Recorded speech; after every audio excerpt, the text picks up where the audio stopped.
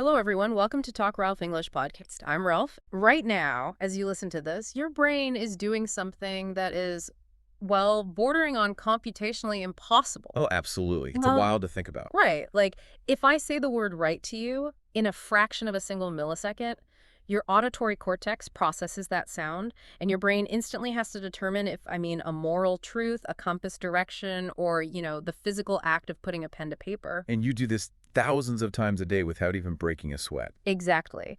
But the underlying mechanics of it are incredibly fragile. So today we are looking at a massive glitch in the English language. We're talking about words that sound exactly the same but mean completely different things. The classic homophones. Yep. We are pulling insights from the Homophone Handbook, mastering English words that sound alike. And our mission for this deep dive isn't just to tell you how to avoid looking silly in a corporate email. We are exploring how these homophones act as linguistic fossils, revealing the history of human migration, technology, and just how our brains process reality. It really is a profound structural quirk of English. Because, many people view homophones merely as grammar traps or spelling tests designed to frustrate native speakers and learners alike. Oh, for sure, they feel like a trick. Right. Yeah. But I are actually the chaotic byproduct of history. English is essentially this linguistic mashup of Germanic, Latin, French, and Old Norse roots. A total melting pot. Exactly. And because we absorbed so many different vocabularies over the centuries, we ended up with a language that is just far more densely packed with homophones than, say, a highly phonetic language like Spanish. Okay, let's unpack this. We have to start with the words that trigger like the most visceral anxiety when people are typing fast. I'm talking about there, and there. Oh, the big three. The ultimate trifecta of confusion. They are like identical triplets who all have completely different jobs. Most of us know what they mean, right? You have location, ownership, and the contraction for they are. Yep. The basic definitions are drilled into us. But my question is, if our spoken language functions perfectly well using the exact same sound for all three, why didn't the architects of the English dictionary just simplify the spelling? Like, why do we maintain three distinct sets of code for the exact same audio output? Well, because that written code isn't just a pronunciation guide. It's actually a genetic fingerprint. What do you mean? Those three words didn't start in the same place. So the location word with the ERE, it comes from Old English, it shares a root with the word that, pointing to a specific thing or place. Okay, that makes sense. But the ownership word actually comes from Old Norse. It was brought over during the Viking invasions of Britain. Wait, so the Vikings gave us the spelling for there. They give us the root, yeah. And then there, with the apostrophe, is a much more recent mechanical contraction. So they just crashed into the same phonetic space over centuries of language evolution. So relying on the modern spelling is almost like looking at legacy code in software. That's a great way to put it. Like, the spelling is the outdated back-end code from 14th century England, but our spoken pronunciation is the slick, modern user interface. We just mapped three different back-end commands to the same button on the interface. That is a highly accurate way to look at it, honestly. The tension you feel when staring at the keyboard is just your brain trying to translate a highly efficient modern audio signal back into that clunky historical source code. Which is exhausting. It is, because the spoken word relies entirely on the listener's brain to do the computational heavy lifting of context. Speaking of tricks to handle that clunky code, the handbook mentions a great one for the words hear, like noticing a sound, and here as in a place. Oh, the ear trick. Yes, I love this one. If you're talking about hearing a sound, the word for the body part, ear, is literally hiding inside the word hear, H-E-A-R. It's such a simple visual anchor, but it works perfectly. And it's similar with words like know, having information, versus no, the opposite of yes. Right, where you have that strange silent K. Exactly. One silent letter completely changes a concept, from possessing knowledge to expressing absolute negativity. It's wild. But that reliance on context brings up a fascinating mechanism. If spelling is just legacy code, how does the brain handle the spoken interface without crashing? Context is doing all the work. Right, let's look at the physical world, specifically words like flower and flour. Yes. You have the plant growing in a garden and the milled white powder you use to bake bread. When I say I need 2 cups of flour, your brain doesn't picture me scooping up crushed red roses. Thankfully, no. But how did these two completely different physical objects end up sounding identical? Is it another Viking invasion situation? What's fascinating here is that flower and flower represent the exact opposite phenomena. Oh, really? Yeah, and there are the examples of convergence, Yeah. different words evolving to sound the same. But flower and flower are an example of divergence. They actually come from the exact same root word. Wait, really? The plant and the baking powder were the same word? Yes, they were. They both stem from the Old French word fleur. Originally, the word meant the blossom of a plant, but it was also used metaphorically to mean the finest part of something. Okay, I think I see where this is going. Right, so the finest, most carefully milled part of the grain was called the flour of the grain. For centuries, they were the exact same word, spelled the exact same way. So when did they split? It wasn't until the 1830s that dictionary writers actively decided to force a spelling split, just to help readers differentiate between the two concepts on the page. That completely flips my understanding. I assumed it was an accident, but the spelling difference was an engineered solution to a context problem. Exactly. But let's look at a convergence example. Meet and meet. The food on a plate versus the action of encountering someone for the first time. I'm assuming they have entirely different origins. Correct. The food comes from an Old English word meaning any solid food, while the verb comes from a totally different Old English root meaning to find or assemble. They just evolved over centuries until their pronunciations perfectly overlapped. So when I say, I can't wait to meet you, how exactly does the brain filter out the food definitions so quickly? Like if you write it out with an M-E-A-T, the tone of the sentence becomes instantly terrifying. Very true. But in speech, no one ever gets confused. It comes down to something neuroscientists measure called the N400 event-related potential. N400. Yeah, it is a specific brainwave response that spikes when we encounter a semantic anomaly, basically a word that doesn't fit the context. Okay. When you are listening to a sentence, your brain isn't just passively receiving words, it is actively predicting the next word based on syntax. When it hears the sound meet following I can't wait to, the syntax demands a verb. So it knows a noun doesn't belong there. Exactly. The brain automatically suppresses the noun definition of meet before it even reaches your conscious awareness. It just dumps the irrelevant file before you even process it. That is incredible when we are sitting around talking about concepts or static objects, but context isn't always enough, is it? Not always, no. Especially when we move away from abstract nouns and look at physical actions. Relying purely on context can actually become kind of dangerous. You're thinking of mechanical functions versus physical states. Exactly. Let's talk about cars. Brake and brake. You have the mechanical pedal that stops a vehicle and the action of shattering or damaging something. A very critical distinction. Right. If a driving instructor yells, "Hit the brake," the student's brain has to instantly disambiguate that sound. If the brain's predictive engine misfires, the results aren't just a funny mental image of flour in a vase, it's a physical collision. The stakes are definitively higher there. And it highlights a critical vulnerability in English. How so?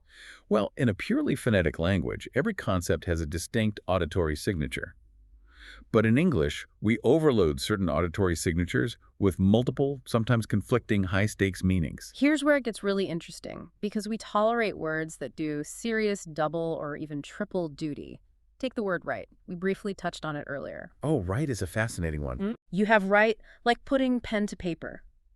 But right itself means a moral truth, the opposite of wrong. It also means a compass direction, the opposite of left. Yep. And it can mean an entitlement, like a human right. Why on earth didn't we purge this ambiguity centuries ago? Why do we let one sound carry the weight of ethics, navigation, literature, and law? Because language isn't engineered from the top down. It emerges organically from the bottom up. And humans are fundamentally efficient, sometimes to the point of laziness. We got shortcuts. We really do. We reuse sounds because we only have a limited number of phonemes we can comfortably produce. If the surrounding context usually gets the job done, a language community won't go out of its way to invent a brand new sound. It's the path of least resistance. Precisely. And this overlaps with domains like commerce and travel, which are just full of homophones. Oh, definitely. You have buy, to purchase something, Right. by indicating location or method, and buy, the Yeah. greeting, or look at sale, a lower price at a shop, and sail, traveling on water. These concepts have absolutely nothing to do with each other, but the human mouth finds a comfortable syllable and just signs it multiple duties. But the human mouth wasn't always this lazy, was it? Which brings us to, like, the most extreme examples of spelling as legacy code. Words from completely different eras that now sound identical. The historical Yeah, ones. the classic example from the source material is night and night, the time of day when the sun goes down, versus a medieval soldier in heavy armor. If we look at the spelling Knight, those silent letters are staring us right in the They face. are. How did the bedtime word and the sword-wielding soldier become auditory twins? Well, if we connect this to the bigger picture, it is one of the most significant events in linguistic history, known as the Great Vowel Shift, combined with the invention of the printing press. To answer your question centuries ago, they did not sound the same. Wait, people actually pronounce the K and the GH. They did, yeah. The Old English word for a boy or a servant was "seanite." See, Yes, it was very guttural. You pronounce the K at the front, and the GH sounded a bit like the harsh chi in the Scottish word loch. oh, wow. But between the 1400s and the 1700s, English pronunciation underwent a massive radical softening. The rigid, guttural consonants were dropped, and the vowel sounds shifted upward in the mouth. So people just stopped bothering to make the harsh sounds in the back of their throats? Basically, yeah, speech gravitated toward ease. But right in the middle of this massive phonetic shift, a man named William Caxton set up the first printing press in Westminster in 1476. Timing is everything. Exactly. And the typesetters he brought with him had to lock in the spelling of these words using physical metal blocks. So they locked in the old guttural spelling just as the public was abandoning the pronunciation. That is exactly what happened. The printing press froze the written language, but it couldn't freeze the spoken language. The spelling of night was preserved in amber, an artifact of medieval speech, while our modern mouths decided to pronounce it exactly like the time of day. That makes me look at every silent letter completely differently. They aren't mistakes, they're like tombstones for sounds we used to make. That's a very poetic way to look at it. But wait, if the printing press froze things in the 1400s, why didn't we just update the spelling later? I know early dictionary writers like Noah Webster tried to standardize American English, changing things like color to color. Why didn't they fix the homophones? Because etymology, the history of a word, carries prestige. Lexicographers often wanted to preserve the visual link to a word's Latin or Germanic roots. So it was a status thing. In a way, yes. They believed that spelling should reflect a word's ancestry, not just its current sound. It was an active choice to prioritize history over phonetic logic. So we are just stuck with the ghosts of Old English. Let's look at how that history forces us to juxtapose concepts that have vastly different emotional weights. The handbook points out pairs from nature and time. Oh, the contrasts are amazing. I am thinking of the massive conceptual gap between sun and sun, the massive world-sustaining star at the center of our solar system versus a parent's male child. It is a striking contrast. One is cosmic, the other is deeply intimate. Right. And it takes the exact same physical movement of the jaw and tongue to name a star as it does to name your child. Which is beautiful, in a way. Or look at whole and whole, complete and entire, versus a total void or empty space. We use the exact same breath to signify absolute completeness and absolute emptiness. And again, the spelling anchors the meaning. The W in whole connects it to related concepts of health and healing, whereas the H in whole connects to hollow spaces. The visual shape of the word on the page provides the context that the ear simply can't perceive. Which brings us to the practical reality for the listener. Because, the history is fascinating, the brain science is incredible, but at the end of the day, people still have to write emails without looking foolish. Yes, the day-to-day struggle. If the spelling is just an arbitrary, frozen historical artifact, how do we actually stop messing them up? The standard advice is usually to just memorize a giant list, which we know doesn't work. No, rote memorization is highly ineffective because it completely divorces the word from its context. So what's the alternative? Let's do a rapid-fire review first to show how common these are. I'll say the sounds, you give the quick definitions. Sounds good. Male and male. Letters in the post versus biological sex. Road and road. The street you drive on versus the past tense of riding a bike or a horse. 1 and 1. The number versus being victorious. 8 and 8. Consuming food Yeah. versus the number after 7. B and B. The verb to exist versus the buzzing insect. Week and week. 7 days versus a lack of physical strength. Pair and pair. 2 of something versus the green fruit. Fair and fair. Just and equal versus the price of a ticket. I and I. The organ you see with versus yourself. And finally, blue and blue. The color versus exhaling air forcefully. Okay, so what does this all mean? How does a person actually learn these without just staring at flashcards? The core takeaway from the handbook is a strategy of isolation and visual anchoring. First, you must isolate the problem. Most people don't struggle with all homophones. That's true. They have 3 or 4 specific pairs that constantly trip them up. Maybe it is bear and bear, or stationary with an E versus stationary with an A. So don't try to boil the ocean. Pick your specific blind spots. Precisely. Once you isolate them, you focus on the visual and etymological anchor we just discussed. If you struggle with here and here, notice that the one related to sound physically contains the word ear inside it, H-E-A-R. I love that. But the ultimate key is motor context. You have to physically write or type your problem words in completely original full sentences, not filling in blanks on a worksheet, but generating the syntax yourself. So it's about muscle memory. Exactly. By actively linking the physical movement of your fingers to the specific semantic context of the sentence, you train your brain's predictive engine to select the correct legacy code. Muscle memory eventually overrides the phonetic ambiguity. Okay, so beating homophones isn't about being better at grammar. It is about outsmarting your own brain's tendency to take the easiest path. Exactly. You have to force the connection between the historical spelling and the context until it becomes automatic. We have traced this from the daily annoyance of there and there, through the etymological divergence of flower and flower, all the way to the frozen medieval syllables of silent nights. It's quite a journey. It really is. We are navigating a language built by invaders, frozen by a 15th century printing press, and processed by a predictive brain in milliseconds. And this raises an important question about where we go from here. We have spent this deep dive exploring how the human brain perfectly filters this ambiguity through context. But increasingly, we aren't the only ones doing the filtering. Oh, you mean AI? Yes. With the rapid rise of voice-to-text AI, our devices are now having to figure out context just like our brains do. And often, they fail.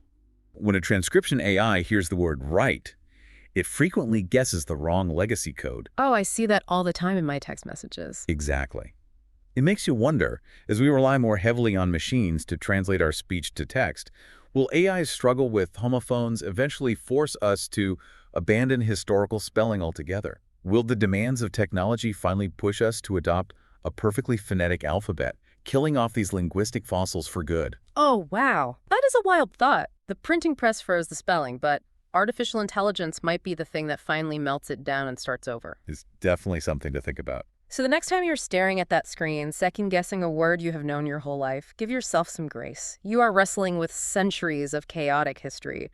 Trust your brain's predictive engine, focus on the visual anchor, and remember that you are navigating one of the most complex linguistic interfaces ever created. Thanks for joining us on this deep dive.